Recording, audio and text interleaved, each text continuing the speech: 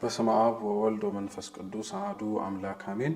የተወደዳችሁ የተከበራችሁ የልዑል እግዚአብሔር ቤተሰቦች እንደምን ቆያችሁ? አሜን። በቸርነቱ የጠበቀን የአባቶቻችን አምላክ ልዑል እግዚአብሔር ስሙ የተመሰገነ ይሁን። እንደ እግዚአብሔር ቅዱስ ፈቃድ እንግዲህ ከዚህ ሰዓት በኋላ ባለን ደቂቃ የጋብቻ ሕይወት ትምህርታችንን የምንቀጥል ይሆናል። በባለፈው ክፍለ ጊዜ በነበረን ትምህርት እንግዲህ ስለ ጓደኝነት ነበር ስንማር የነበረው። ዛሬ ደግሞ በቀጣዩ ክፍል ስለ እጮኝነት ማለት ነው፣ ማንን ማስተጫጨት ይችላል የሚሉና ተያያዥ ጉዳዮችን ለመማር እንሞክራለን። አምላካችን ቅዱስ እግዚአብሔር በጉባኤያችን መሃል ተገኝቶ እንዲያስተምረን እንዲመክረን ቅዱስ ፈቃዱ ይሁንልን። እንግዲህ ከጓደኝነት በኋላ ያለ የጋብቻ ሕይወት ላይ ክርስቲያኖች የሚማሩት ወይንም ደግሞ እንዲያውቁት የሚፈለገው ደረጃ ቢኖር እጮኝነት ነው። እጮኝነት እንግዲህ ከሐሰሳ ወይንም ደግሞ ከጓደኝነት ጊዜ በኋላ የሚመጣ የአንድ የጥንዶች የጋብቻ ሕይወት ወይንም ደግሞ ወደ ሰርግ ወደሚያደርጉት ጉዞ ያለ አንድ ክፍል ነው። እጮኝነት ቃል በቃል ትርጉሙ ወይንም ደግሞ አቻ የሆነው ትርጓሜው ምንድን ነው ቢባል ቃል መገባባት፣ መስማማት፣ መመራረጥ ተብሎ ሊተረጎም ይችላል። በዚህ የእጮኝነት ወቅት ላይ ሁለቱ የእጮኝነት ሕይወት ውስጥ ያሉት ወንድና ሴቱ ማለት ነው ይበልጥ የሚጠናኑበት ይበልጥ የሚቀራረቡበት ትላንትና በጓደኝነት ሕይወት ከነበራቸው ቀረቤታን ባለፈ ይበልጥ ተቀራርበው በውስጣቸው ያለውንም ክፉንም ደጉንም ነገር ተቀምጠው የሚመካከሩበትና ለነገ ከሰርግ ማግስት ላለው ሕይወታቸው መሰረት የሚጥሉባትን ትልቅ የሆነ ክፍል ነው። ነገር ግን ከእጮኝነት ሕይወት ውስጥ ከሚገባውና መደረግ ከሚያስፈልገው ከዚህ ጉዳዮች ይልቅ ብዙ ጊዜ ላይ በእጮኝነት ሕይወት ላይ ትኩረት ሲሰጥ የምንመለከተው ነገር ቢኖር ከተወሰኑ ጊዜያት ወይንም ደግሞ ወቅታት በኋላ በረጅም የሚሆን በአጭር ጊዜ ስለሚመጣው ስለ ሰርግ ነው። ይህንን ስንል እንግዲህ ሰርግ የሚያሳስብ ነገር አይደለም፣ እንዲሁ በቀላሉ የሚተገበር ነው ለማለት አይደለም። በቀጣዩ ክፍለ ትምህርት ላይ ስለ ሰርግ ብቻውን አንስተን የምንማር ይሆናል።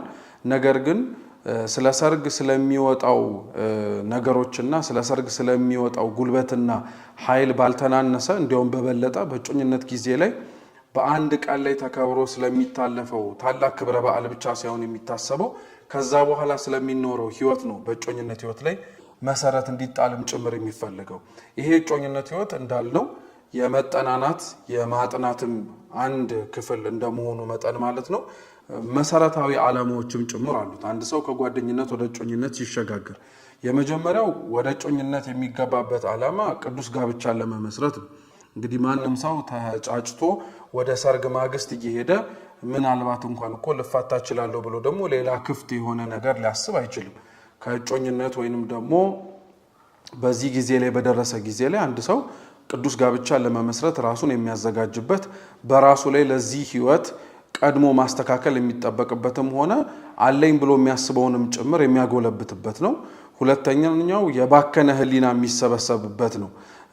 በእጮኝነት ሕይወታችን ወቅት ላይ በአንድ ጥላ ወይንም ደግሞ በጌታችን በኢየሱስ ክርስቶስ አንድ ሆነን በትልቁ የቅድስት ቤተ ክርስቲያን አንድነት ህብረታችን እስከሚፈጸም ድረስ ባሉት ወቅታቶችና ጊዜያቶች ላይ የባከነ ሕሊናችንን ይሰበስብልናል። የእጮኝነት ጊዜ ወንዱም ሆነ ሴቷ ከዛ በኋላ ሕይወታቸውን ከመረጡት ሰው ጋር ሊያሳልፉ እንደወሰኑና እንዳቀዱም ጭምር በማሰብ ከዛ ሕይወት ሰው ጋር ስለሚኖራቸው ሕይወት ያስቡ፣ ይጨነቁ፣ ያወጡ፣ ይወርዱ ያስቡ ይሆናል እንጂ ከዛ ሰው ውጪ ደግሞ ሌሎች ነገሮችንም ከግንዛቤ ውስጥ በማስገባት ወይ ሁለተኛ ወይ ሶስተኛ እድልም ጭምር እንዳላቸው ጭምር በዚህ ሕይወት ላይ አይሾፍበትም ወይም ደግሞ ሌሎች ነገሮችም አይደረጉበትም ማለት ነው።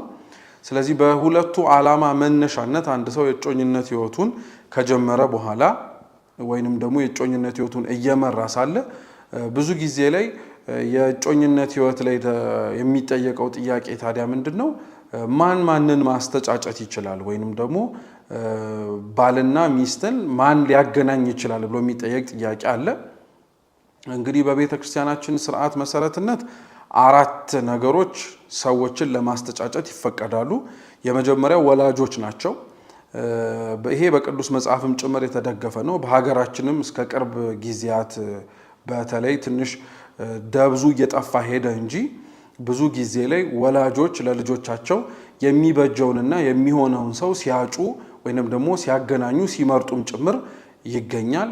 መጽሐፈ ጦቢት ምዕራፍ 7 ቁጥር 9 ላይ እንዲሁም ደግሞ ኦሪት ዘፍጥረት አባታችን አብርሃም ለልጁ ለይስሐቅ ርብቃን በሚያጭለት ጊዜ ላይ ወላጆች ለልጆቻቸው ማጨት እንደሚችሉ መጽሐፍ ቅዱሳዊ መሰረት ያለው ታሪክ ነው። ስለዚህ በዛ መነሻነት አንድ ሰው ወላጆቹ ልጁ ለአቅመ አዳምና ለአቅመ ሔዋን በደረሰ ጊዜ ላይ ሊያገባ የሚችለውን ወይም ደግሞ ሊያገባ የሚያስፈልገውን ሰው ማምጣት ይፈቀድላቸዋል። ሁለተኛው ማን ማስተጫጨት ይችላል ሲባል ደግሞ ባልንጀራ ነው ወይንም ደግሞ ወዳጅ የቅርብ ዘመድ ሊያስተጫጭ ይችላል። ነገር ግን የባልንጀራ ማስተጫጨትም ሆነ የወላጆች ላይ ሌሎችም ማስተጫጨቶች ላይ በጣም ትኩረት የሚያስፈልግ ነገሮች አሉ። በተለይ በባልንጀራ ላይ ግን ቅዱስ መጽሐፋችን ምን ይላል? አንደኛው ቆሮንቶስ ምዕራፍ 10 ቁጥር 24 ላይ እያንዳንዱ የባልንጀራውን ጥቅም እንጂ አንድስ እንኳ የራሱን ጥቅም አይፈልግ ይላል። እንግዲህ ወላጅ ለልጁ ሰውን አምጥቶ መጋባት አለበት ቅዱስ ጋብቻ ይመስረት ሲል ከፍቅር ውጪ ሌሎች ሐሳቦችና ሌሎች ዓላማዎችም ይዞ ሊመጣ ይችላል። ባልንጀራም እንደዚሁ። ለዛ ነው ቅዱስ ጳውሎስ ማንም ሰው የባልንጀራውን ወይንም ደግሞ እያንዳንዱ የባልንጀራውን ጥቅም እንጂ አንድስ እንኳ የራሱን ጥቅም አይፈልግ አለ። አንድ ሰው ለሌላ ሰው የሚሆነውን ሰው ሲያመጣለትና ሲያቀርብለት ለዛ ሰው የሚሆነውን ነገር አስቦትና አቅዶት ነው እንጂ መሆን ያለበት በእነዚህ ሁለቱ ሰዎች ግንኙነትና መስማማት ውስጥ እሱ ሊያተርፈው የሚችል ነገር ምን እንዳለ በማሰብና ሌላ ከበስተጀርባ የሆነ ውጥን በመኖር አይደለም ማለት ነው። ኦሪት ዘሌዋውያን ምዕራፍ 25 ቁጥር 14 ላይ ደግሞ ሰው ባልንጀራውን አያታል ይላል። ምክንያቱም አንድ ባልንጀራ ለሌላው ሰው አጭቻለሁ ብሎ ይዞ ሲመጣ ያልሆነችውን እንደሆነች ያልሆነውን እንደሆነ የማያደርገውን የማታደርገውን ጭራሽ ያ ሰውዬ ከራሱ አመንጭቶም ሆነ ባስተዳደጉ የሌለበትንም ጭምር እንዲህ አይነት ሰው እኮ ነው ብሎ አንድ ሰው ክቦ ሊያመጣው ይችላል። እና ባልንጀራ ለዛ ነው ማንንም ባልንጀራ ደግሞ ሌላውን አያታል የሆነውንና ያ ሰው ሊደርስበት የሚችለውንም ጭምር ካለው ነገር ላይ በመመርኮዝ ሊናገር ይችላል እንጂ ፍጹም የሌለውን ነገር በማታለልና በውሸት ማቅረብ አይችልም ማለት ነው። ሶስተኛው ብዙ ጊዜ አልተለመደም እንደናገጣለን እንጂ የንስሐ አባቶችም ጭምር ማስተጫጨት ወይንም ደግሞ ማምጣት ይችላሉ ማለት ነው። እንዲያውም ፍትሐ ነገሥታችን አንቀጽ 24 ቁጥር 841 ላይ እንዲህ ይላል፣ ሰው በሌላው ሞግዚት ስር በእርግጥ ካልሆነ ለራሱ ሊያጭ ማለትም ራሱ ማጨት ይችላል ይላል። ያም ባይሆን ግን ራሱ ወይም ደብዳቤ ጽፎ ወይም ሽማግሌ ሊሆነው በሚወድ ሊያጭ ይገባል ይላል። ሽማግሌ የሚለው ቃል ካህናተ ቤተ ክርስቲያንን ወይም ደግሞ ሊቃውንትን ይወክላል። በአንድ ሰው የክርስቲያናዊ ሕይወት ውስጥ ደግሞ ሽማግሌዎች ሆኖ ከሚጠቀሱት አካላት መካከል አንደኛውና ዋነኛው የንስሐ አባቶች ናቸው። ስለዚህ የንስሐ አባቶች ለልጆቻቸውም ጭምር የንስሐ ልጆችን ማምጣት ይችላል እንደሚችሉ ሁሉ የሚያገቡትን ሰው የምታገባውንም ሰው ይህ ሰው ሊሆን ይችላል ብለው ደግሞ ማቀራረብ ይችላሉ ማለት ነው። እንግዲህ እነዚህ ሶስቱ ግን በዋነኝነት በሚዛን ላይ ተጥለው ሁሉም ነገር ላይ ግን መልስና ይሁንታ የሚሰጠው ግን በመጨረሻ ራሱ ነው። ለዛ ነው አንድ ሰው ወላጁ ሊያጭለት ይችላል፣ ባልንጀራው ሊያመጣለት ይችላል፣ የነፍስ አባቱም ጭምር ሊመክሩት ይችላል። የመጨረሻው ውሳኔ ግን ማንን ማጨት ይችላል በሚለው ውስጥ የሚጣለው ግን በራሱ በግለሰቡ ነው። ስለዚህ ያ ሰው ወላጆቹ አምጥተውለት አክብሮ ቢቀበል ስለመታዘዙ እንዲሁም ደግሞ አምጥተውለት ወላጆቼ ከኔ በላይ እኔን አውቀውኝ ተጨንቆ አምጥተውልኛል ባልንጀራዬም የንስሐ አባቴም ብሎ መቀበል ይችላል። ይሄ መብቱ ነው። በግዴታ መልክ ግን የንስሐ አባቴ ስላመጡልኝ፣ ባልንጀራዬ ቀርቦ ስላመጣልኝ፣ ወላጆቼ ስላመጡልኝ በሚል ግን አንዳንድ ሰዎች ወደ ጋብቻ ይገቡና ከዛ በኋላ ላይ የራሳቸው ፈቃድ ሳይሆን በመቅረቱ ሕይወታቸውን ሲያማርሩ የተቀደሰውን የጋብቻውን ሕይወትንም ጭምር ወዳልሆነ አመለካከትና አረዳድ በመለወጥ የነሱን የተበላሸ ሕይወት ነጸብራቅ በሌሎች ሰዎችም ላይ ጭምር በማሳየት ሌላውም ሰው በዚህ አይነት ሕይወት ውስጥ እንዳይኖር ሊያደርጉ ይችላሉ ማለት ነው። ስለዚህ በእነዚህ በአራቱ መንገድ ወይንም ደግሞ በአራቱ የወላጅ በባልንጀራ በንስሐ አባትና በራስም በግለሰብ ፍላጎት ማጨት ይቻላል ማለት ነው። አንድ ሰው ግን ሲያጭ በእንደዚህ በአራቱ መንገድ ሲሆን ደግሞ ሌላ በዚህ ሕይወት ውስጥ ማሰብ ያለበት ደግሞ የተሳሳቱ የተመተጫጫ መንገዶች እንዳሉም ጭምር ነው። እንግዲህ እውነተኞቹን ከማየታችን በፊት እነዚህን የምናስቀድምበት ምክንያት ምንድነው? ብዙ ሰው በእንደዚህ አይነት መንገድ እየተሳሳተና እየተታለለም ጭምር ስለሚወድቅ። የመጀመሪያው የተሳሳቱ የመተጫጫ መንገዶች በይሉኝታ መተጫጨት ነው። በጓደኝነት ወቅትም ይሄንን ክፍል አንስተናል። አንድ ሰው ጥያቄው ስለቀረበለት ብቻ ነገር ይሄ እድል ላይገጥመኝ ይችላል፣ ነገ ይህ ሰው ወደኔ መልሶ ላይመጣ ይችላልና በሌሎችም ጭምር እንዴት እምቢለዋለውና እሺ ካላልኩት ወደሚል በይሉኝታ ሐሳቦች ውስጥ በመጠመድ ወደ ጓደኝነት ህይወት ይገባል ብለናልና በጓደኝነት ህይወት ውስጥ ደግሞ ይሄ ሳያቆም ከቀጠለ ይሉኝታው ከቀጠለ ማለት ነው እጮኝነት ውስጥም ሊቀላቀል ይችላል። ስለዚህ አንዳንድ ሰው በይሉኝታ የሚተጫጫለ ማለት ነው። እምቢ ከምለው እምቢ ከምላት እንዴት አስቀይማታለሁ እንዴት ጠይቆኝ ያሳዝነዋለሁ በሚል ይተጫጫል። ይህ ግን የተሳሳተ ነው። ሁለተኛው የቤተሰቦችን ቃል ለመጠበቅ ነው።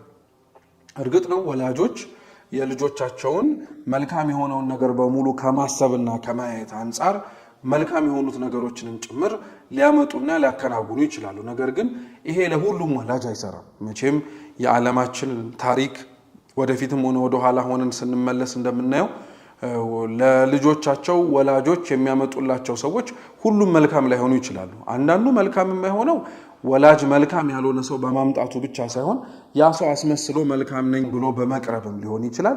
ሁለተኛው ግን ወላጆች ራሳቸው ቅድም እንዳልነው የገዛ ጥቅም ሊያገኙት ከሚችሉት ከማንኛውም አይነት ነገር ለመሳተፍ ሲችሉ ያንን ሰው ወይንም ደግሞ ያቺን ሴት ወደ መተጫጨት ህይወት ሊያመጧቸው ይችላል እና ብዙ በሚባል ሰው ደረጃ የቤተሰቡን ቃል ለመጠበቅ ብሎና ፈቅዶ ወደማይሆን ህይወት የገባም አለ። ስለዚህ የቤተሰብን ቃል ማክበር አንድ ነገር ነው። በቤተሰብ ቃል ማክበር ሂደት ውስጥ ደግሞ ይሄንን ቃል ከምሽረው ብሎ ደግሞ ወዳልሆነ መስመር መግባት ደግሞ የተገባ አይደለም ማለት ነው። ሶስተኛው በስሜት መተጫጨት ነው። ልብ ብላችሁ አይታችሁ ከሆነ በሀገራችን የሰርግ ወቅታቶች ተብሎ የሚታወቁ አሉ። በተለይ ዘመነ አስተርእዮ የሚባለው ወርሃ ጥር አንደኛው ነው።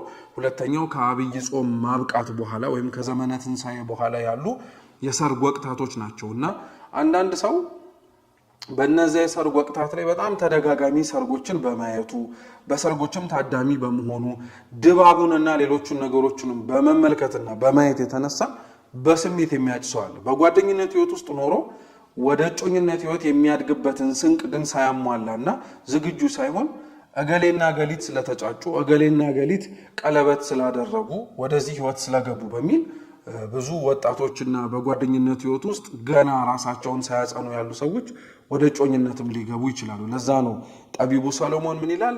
ጥንቃቄ ጠብቀሃል ማስተዋልም ይጋርድሃል ይላል። የጓደኝነትና የእጮኝነት ህይወት ጥንቃቄና በጣም ማስተዋል ያስፈልገዋል። ምክንያቱም የማይሆኑንና ልክ ያልሆኑ ውሳኔዎችን በምንወስንባቸው ቅጽበቶች ውስጥ ነገሌ ሊያመጣብን የሚችላቸው መሰናክሎች በዛው ልክ እየሰፉ ስለሚሄዱ ማለት ነው። አራተኛው ህልምን ምክንያት ያደረገ መተጫጨት ነው። ይሄ ለዘመናት ብዙ የቤተክርስቲያናችን መምህራንም ጭምር በጣም በተደጋጋሚ ሲያስተምሩት የነበረ ርዕሰ ጉዳይ ነው።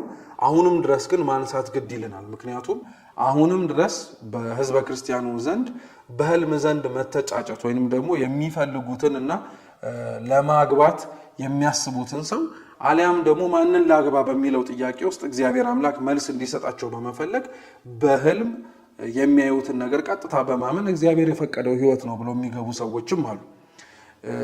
እንደው ልክ ነው አይደለም የሚለውን ነገሮች ከመግባታችን በፊት እስኪ ስለ ህልም ቢያንስ አንድ ሁለት ነጥቦችን እናንሳ። ህልም በነገራችን ላይ ከእግዚአብሔር የሚሰጥ ጸጋ ነው። እንደዚሁ አንድ ሰው ስለተኛ የሚያየው ስላንቀላፋም ጭምር ቀርቦ የሚመለከተው ነገር አይደለም። ሁለተኛው ህልም ራእይና ተከስቶ የሚሉት ነገሮች መለያየታቸውን ማወቅ አለብን። ህልም አንድ ሰው ተኝቶ ሊያየው የሚችል ነገር ነው። ራእይ የሚባለው ሰው ላይ ተኛ ይጠበቅበታል። ቆሞም ሊመለከተው በተመስጦ በተደሞ ውስጥ ሆኖ ሊያየው ይችላል። ተከስቶ ደግሞ መገለጥ ነው። በደንብ አድርጎ መታየት ገጽ ለገጽ እንደመነጋገርም ያክል ህልም የምንለው ስለዚህ ሰው ተኝቶ ሊያየው የሚችለው ነገር ነው ማለት ነው።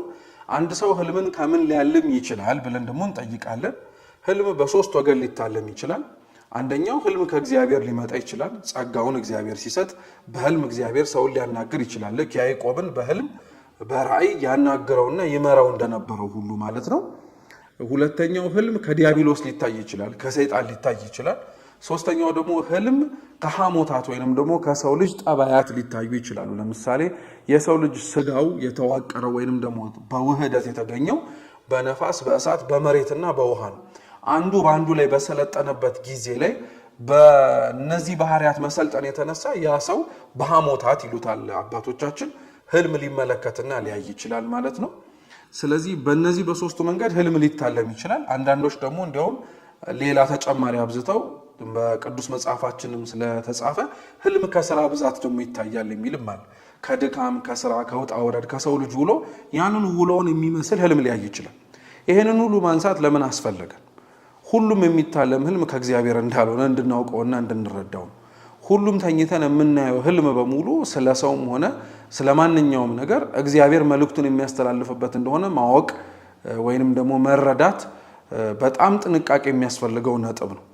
ስለዚህ አንድ ሰው የሆነ ቦታ ላይ በመሄድ ወይንም ደግሞ በአንድ ቦታ ላይ ራሱን ጠብቆ በማጽናት ገዳም፣ ቤተክርስቲያን ሊሆን ይችላል። በጾም በጸሎት አንዳንዶች የማገባውን አሳየኝ በማለት ሌሎች ደግሞ በጓደኝነት ህይወት ውስጥ ያሉት ደግሞ ይሄ ነገር ወዴት ነው የሚመጣው ብለው ደግሞ ጥያቄም ሊጠይቁ ይችላሉ። በተለይ ግን በጣም ይሄንን ሊያዳግት የሚችለው ነገር ምንድነው? ጥያቄውን ማቅረቡ ሳይሆን ጥያቄው ለተጠየቀው ጥያቄ የሚመጣውን መልስ እንዴት ማስተናገድ እንዳለብን። ብዙ እህቶቻችንና ወንድሞቻችን ስላየሁት ነው በህልሜ ስላየኋት ነው በህልሜ በሚል ቀጥታ ወደ ጓደኝነትና ወደ መተጫጨት ከፍ ብለው ወደ ሰርግና ወደ ጋብቻ ህይወት ይገባሉ። በመጨረሻም ደግሞ ምን አለ ባላለምኳትና ባላየኋት እስከሚል ድረስ የሚያጸጽታት አይነት ህይወት ውስጥ ይገባሉ። እና ይሄ ህልማቸው ላይ ያላቸውን አመኔታነትም ጭምር ያሳያል። በነገራችን ላይ ለዛ ነው ቅዱስ መጽሐፋችን ምን ይላል?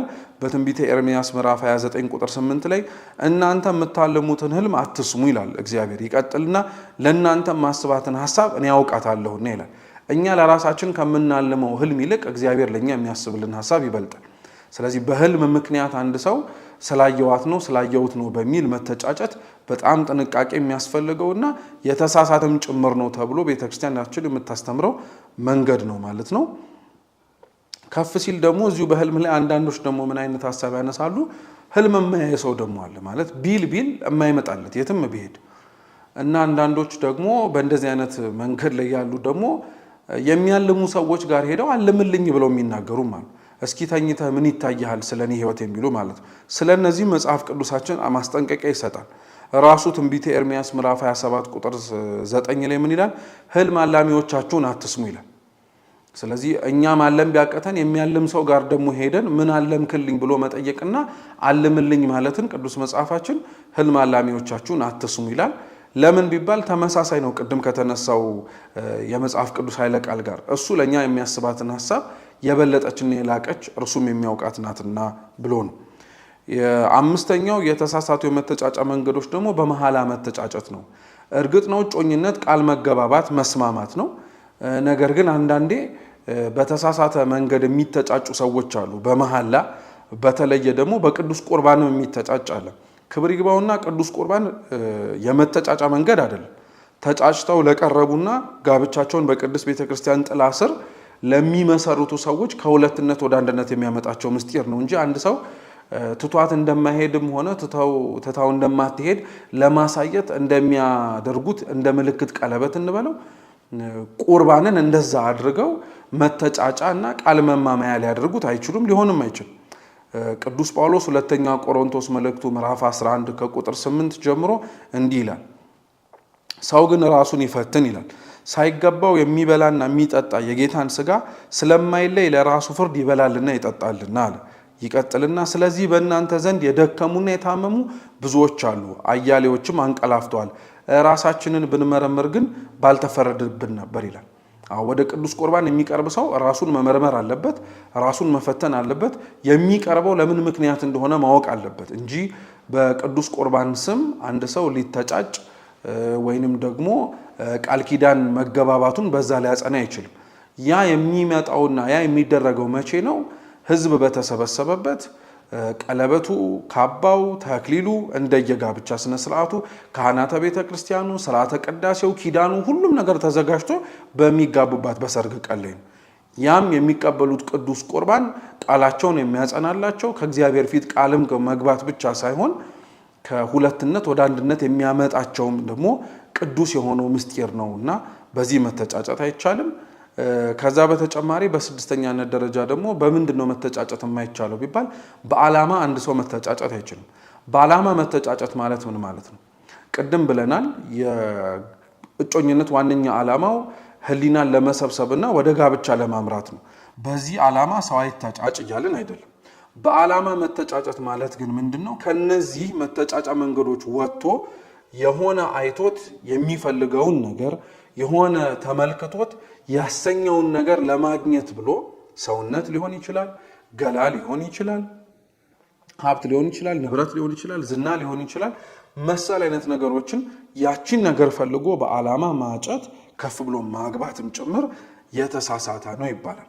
እንግዲህ እስካሁን ትምህርቱን በሰማንባቸው በእያንዳንዱ ደቂቃዎች ውስጥ እጮኝነት ውስጥ ባሉ ቆይታዎቻችን ማለት ነው እጮኝነትን ማጨት፣ መተጫጨት የምንላቸው ቃላቶች አሉ። እጮኝነት ውስጥ ያሉ ማጨት፣ መተጫጨት የሚሉ ቃላቶች ደግሞ ራሳቸውን ችለው ቤተክርስቲያናዊ የሆነ ትርጉም አላቸው። እንግዲህ አንድ ሰው በተሳሳተው መንገድ ሳይሆን በተገቢው መንገድ ጥሎሹን ሲጥል ወይንም ደግሞ ወደ እጮኝነት ህይወት ሲገባ እንዴት ነው ብለን ብንጠይቅ እንግዲህ የጥንዶች የመተጫጨት ሂደት ውስጥ የስምምነቱ ማሰሪያና መደምደሚያ ማጫ እየተባለ ይጠራል።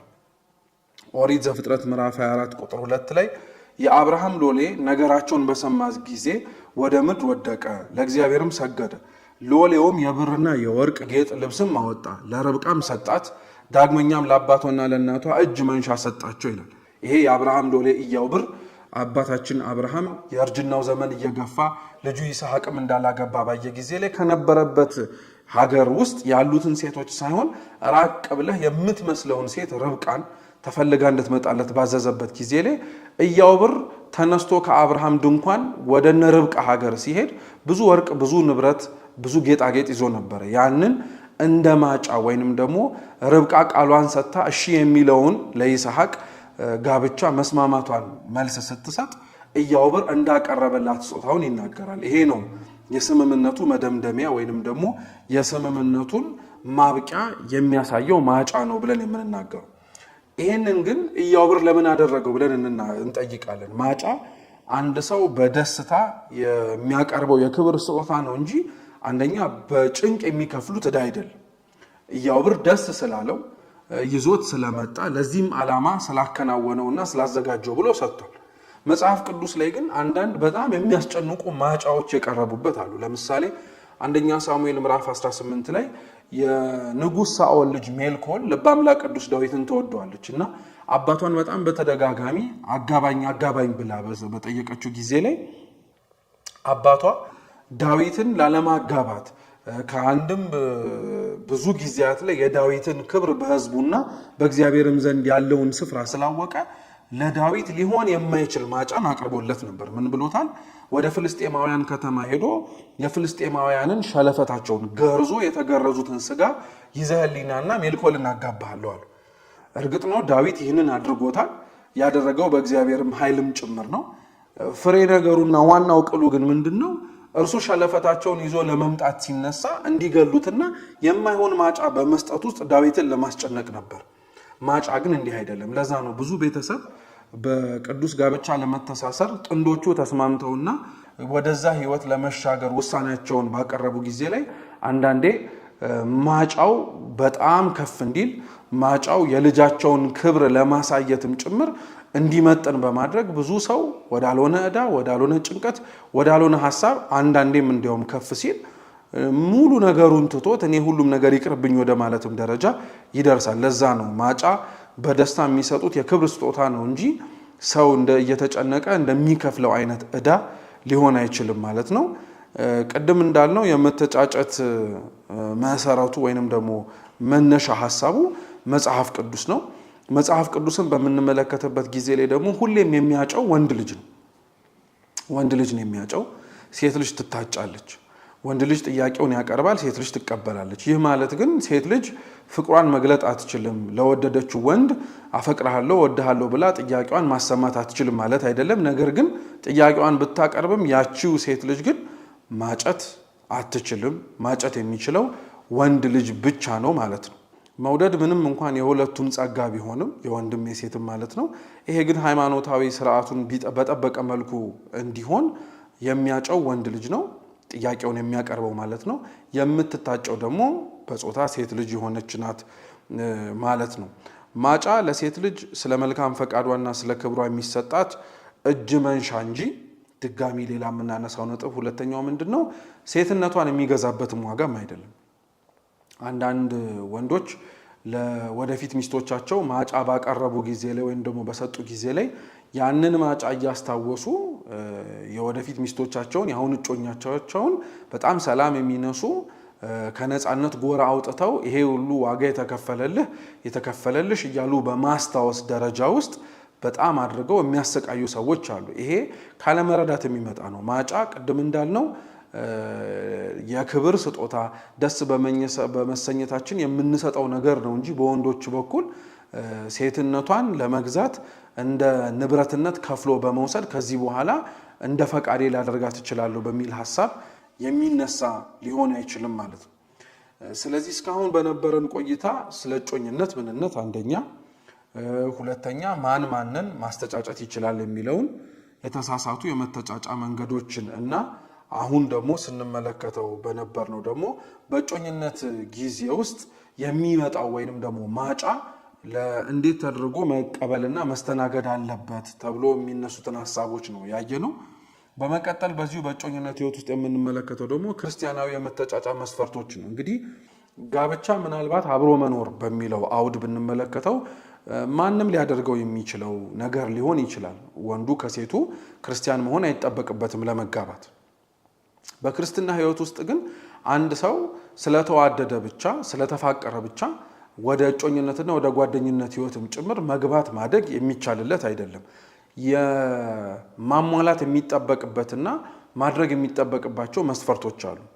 እነዚህ መስፈርቶች 3 ናቸው። አንድ ሰው አንድን ሰው ሲያጭ መጠንቀቅ የሚገባው እነዚህን ድንበሮችና ወሰኖች ካለፈ ያ ሰው በጓደኝነትም ሆነ በእጮኝነት ህይወት ሊቀጥልም ሊገፋም አይችልም። የመጀመሪያው ሁላችንም የምናውቀው ስጋዊ ዝምድና ነው። በስጋዊ ዝምድና ማንም ሰው አይቀራረብም። እርግጥ ነው ስጋዊ ዝምድናንም ለመጠንቀቅም ነው አባቶች እናቶቻችን በቀደመው ጊዜ ላይ ወደ ኋላ 7 ትውልድ ተቆጥሮ በምንም አይነት መልኩ ሊገናኙ እንደማይችሉ ተጣርቶ ከዛ በኋላ ወደ ጋብቻ የሚገባው። በኦሪቱ ጊዜ ላይ ይህ አልነበረም። ዘር ለማራራቅ በሚል የአንዱን መንታ ለአንዱ መንታ የሚሰጥበት ጊዜ ነበረ። በኦሪቱ የጋብቻ ሕግ ጠንክሮ ስርዓት ተሰርቶለት ስላልነበረ፣ በሐዲስ ኪዳን ግን ይሄ ጸንቶ አንድ ሰው አባቶቻችን በሰሩለት ስርዓት መሰረት በስጋዊ ዝምድና ውስጥ ያለን ሰው ሊያገባ አይችልም።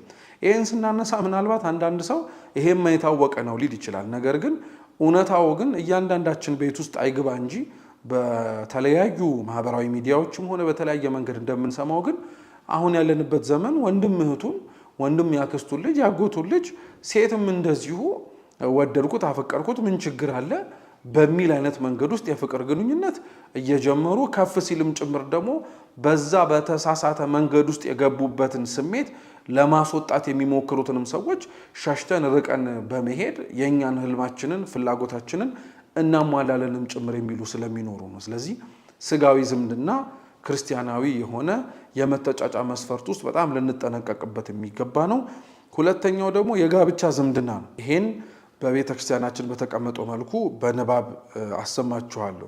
ወንድ ልጅ የአባቱን ወይም የአያቱን ሚስት፣ እህት፣ እናት እንዲሁም የሚስቱን አያት፣ እናት፣ ልጅ፣ የልጅ ልጅ፣ እህት፣ አክስት፣ የልጅ ልጁን ሚስት፣ ልጇን፣ እህቷን፣ እናቷን፣ አያቷን እንዲሁም የወንድሙን ሚስት፣ ልጇን፣ እህቷን፣ እናቷን፣ አያቷን እንደዚሁም የእህቱን ልጇን፣ እህቷን፣ እናቷን፣ አያቷን ለጋብቻ ማጨትም ሆነ ማግባት የተከለከለ ነው።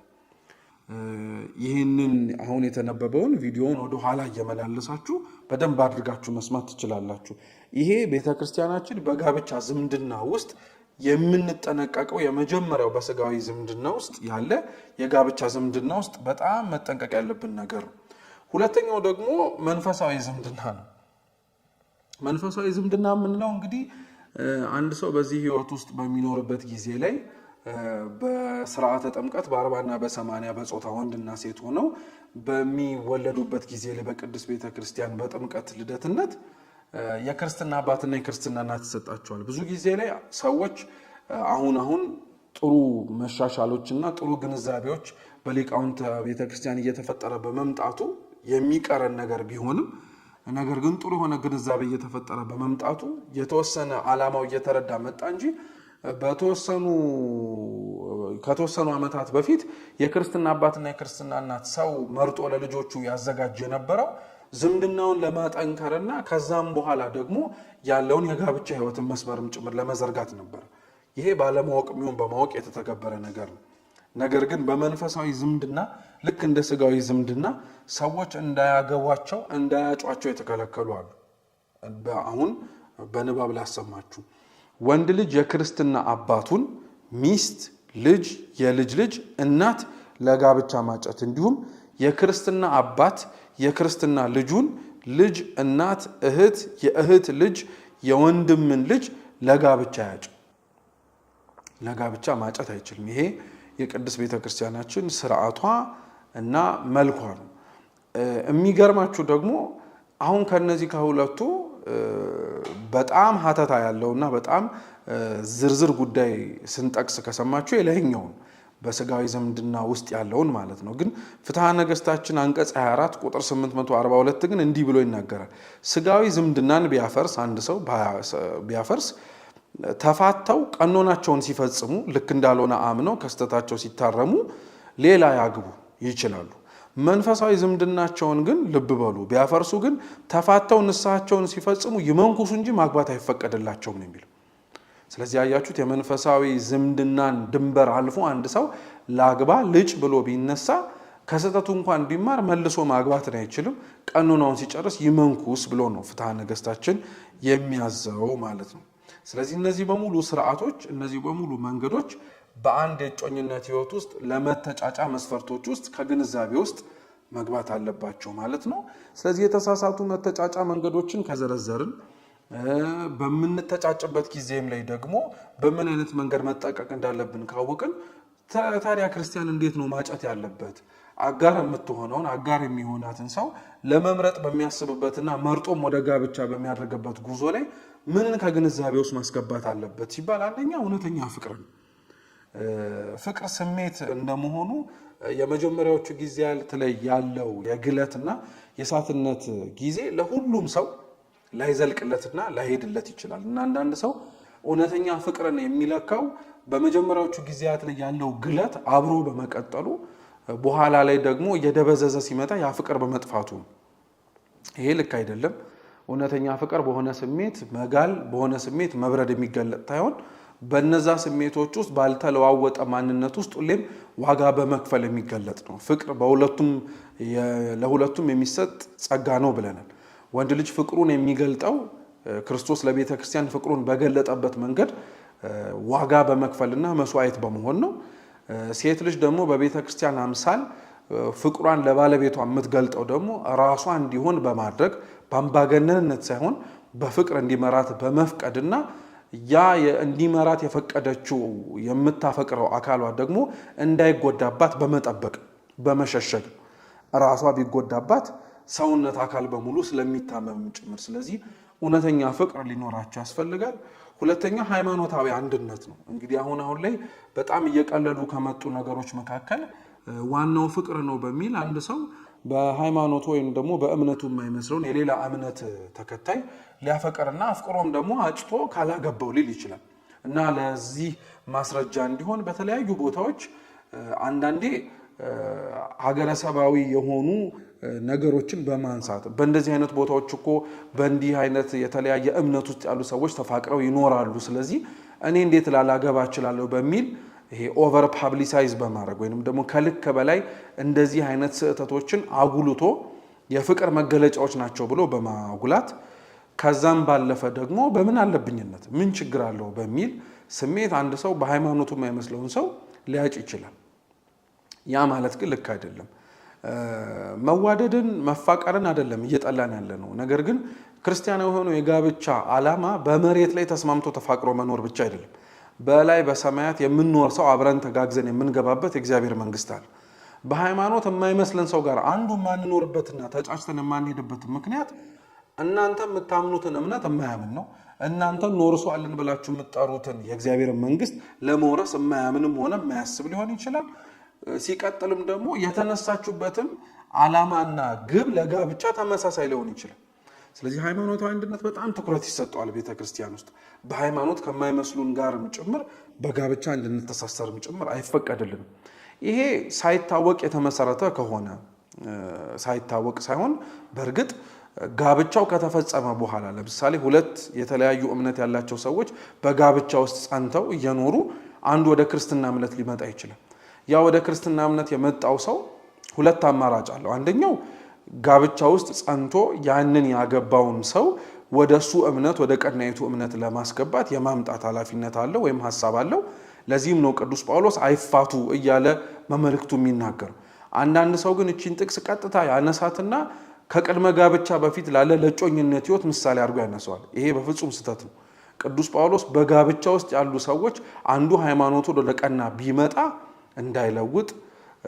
ቢለውጥ እንዳይፋቱ ዋጋ እንዲከፍሉና በተቻለ አቅም አንዱ ወደ አንዱ ወደ ቀናው እንዲመጣ ይመክራል። ያ ግን የማይሆን ከሆነ ሊፋቱና ሊለያዩ ይችላሉ። ይህንንም ቅዱስ ጳውሎስ ያለበት ዋነኛ ምክንያት አባቶቻችን ሲያስተምሩ ምንድነው? ብዙ ሰው በጥንታዊቱ የቤተ ክርስቲያን ታሪክ ላይ ስንመለከት ክርስትና እምነትን ይቀላቀል የነበረው የጠላትንና አብሯት መኖር የማያሻውን ወይም ያላሻትን ሰው ለመፋታት ሲል ክርስቲያን የሚሆኑ ሰዎች ነበሩ። ስለዚህ ያንን ለመከላከል ሃይማኖታችሁን ስለለወጣችሁ ብቻ መፋታት አትችሉም ወደሚል ደግሞ ጠበቅ ወዳለው መመሪያ መጣ። ዋጋ ክፈሉ፣ ከዛ በኋላ ግን የማይሆን ከሆነ ወደ ውሳኔዎች መሄድ ትችላላችሁ አለ። ስለዚህ እችን በጥቂቱ ልናነሳት የፈለግነው ምንድነው? ሃይማኖታዊ አንድነት ስለሚያስፈልግ ነው። ቅድም ያነሳነው የዘፍጥረት 24 ታሪክም ላይ ያለው አብርሃም ሎሌውን ኢያዕብርን ሩቅ አገር የሰደደው የነበረበት ቦታ ከነዓን ላይ ሴቶች ጠፍቶ አይደለም። በእምነት ግን አብርሃም የሚያመልከውን እግዚአብሔርን ስላላመለኩ። ይሄ ይቅርና እንኳን እኮ ብዙ ዕቁባቶች የነበሩት ሰሎሞን እኮ በሃይማኖት የማይመስሉትን ሴቶች በመሰብሰቡ ምክንያት እኮ ነው ለጣዖት የሰገደው፣ እግዚአብሔርን የካደው፣ ወደማይሆን መንገድ የሄደው። ዋናው ፍቅር ነው በሚል ሰበብ ውስጥ በጣም ብዙ ወጣቶች ጎልማሶችም ጭምር ዋጋ እየከፈሉበት ያለበት ጉዳይ ነው። ግን ይሄ ቤተክርስቲያን በግልጽ ያስቀመጠችው አለማክበር አይቻልም፣ አለመታዘዝ ግን የአንድ ሰው አማራጩ። ይሄንን አላደርግም ቢል ለሚመጣበትም ነገር ኃላፊነት ለመውሰድ ራሱን መዘጋጀት አለበት። ሶስተኛው ክርስቲያናዊ ስነ ምግባር ነው። ሐዋርያው ቅዱስ ያዕቆብ በመልእክቱ ምዕራፍ 2 ቁጥር 17 ላይ ከምግባር የተለየች ሃይማኖት በራሷ የሞተች ናት ስላለ ክርስቲያናዊ የሆነ የመተጫጫ መስፈርት ውስጥ አንዱ ከሚታሰቡ ነገሮች መካከል ክርስቲያናዊ የሆነ ስነ ምግባርም አብሮ ይመጣል ማለት ነው።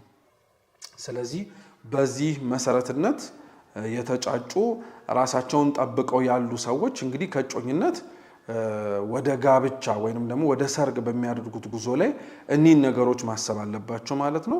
በመጨረሻም የምናነሳው ደግሞ ምንድነው? በመጠናናት ወቅት ላይ ባሉበት በእንደዚህ አይነት የጮኝነት ወቅት ላይ የሚያጋጥሙ ፈተናዎች አሉ። የመጀመሪያው ፍጹምነትን መጠበቅ ነው። እንግዲህ በጓደኝነት ብዙ ያልተገለጡና ተገልጠው ያልተነበቡ ታሪኮች በጮኝነት ጊዜ ላይ የሚቀር የለም።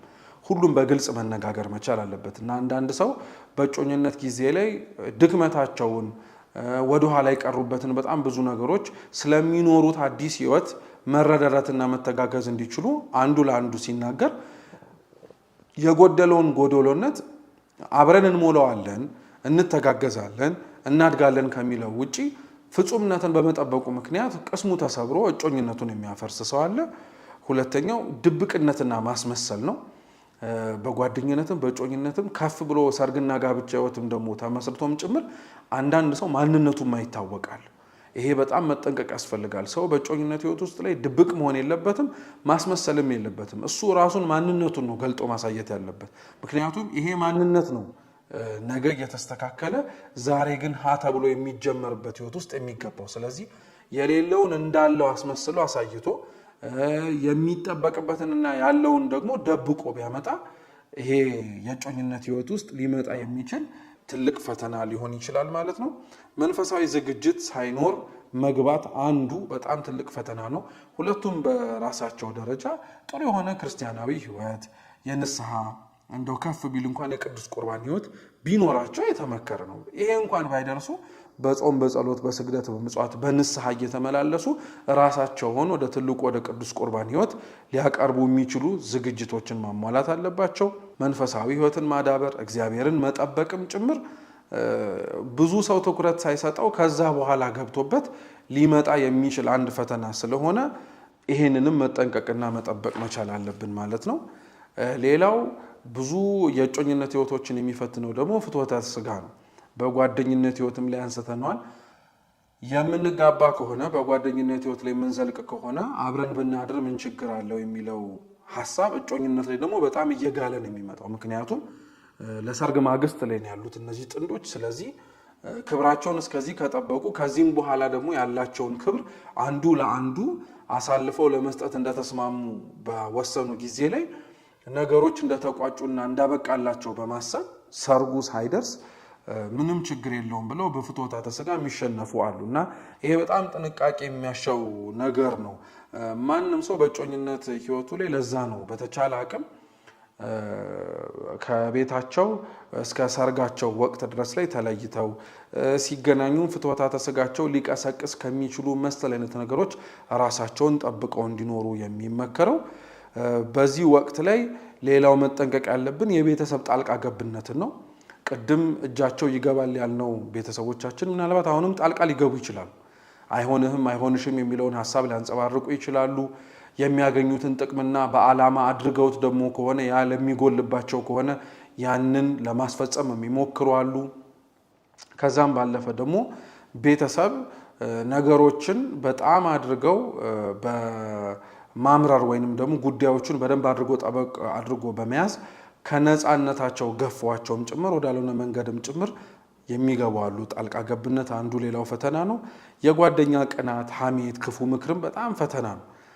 በእጮኝነት ህይወት ውስጥ ሲኖር አንዳንዱ ጓደኛ ዙሪያ ላይ ያለ ሰው ሊቀና ይችላል። እሱ ያሌለበትን ያኛው ሰው ስለደረሰበት ወይ እሱ እግዚአብሔር ያደረገለትን ነገር አድርጎ ከማመስገን ይልቅ ለምን የሆነለት ብሎ የሚቀና አለ፣ የሚያማ አለ። ጥምረታቸውን፣ አንድነታቸውን፣ ጉዟቸውን የማይፈልግ ማለት ነው። ክፉ ምክር የሚመክርም አለ፣ አንዱን ካንዱ ለማጣላትና ያጀሰቡትን ህይወት ፍጻሜውን ላለማግኘት ማለት ነው።